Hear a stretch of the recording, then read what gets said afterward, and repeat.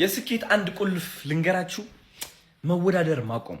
አይ ቲንክ ውድድር እኮ አሪፍ ነገር ነው። ባይ ዘ ዌይ ውድድር አሪፍ ነገር ነው፣ ግን የራስህን ነገር ትተህ ከራስህ ጋር መወዳደር አቁመህ ከሌላ ሰው ጋር ስትወዳደር ኦሬዲ ተሸንፈሃል።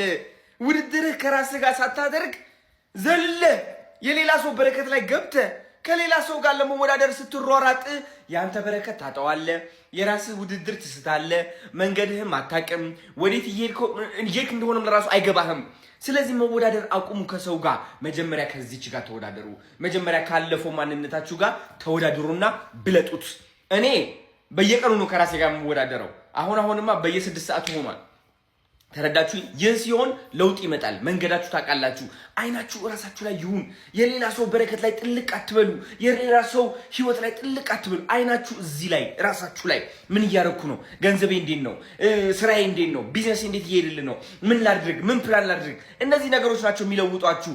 የሰው ህይወት ጣልቃ መግባት ግን የራስህ በረከት እንድትረሳ ያደርግሃልና ድክመት ውስጥ ትገባለህ። እወዳችኋለሁ። እንዴት አባቱን ያማረብኝ ዛሬ ደግሞ በእናታችሁ እስኪ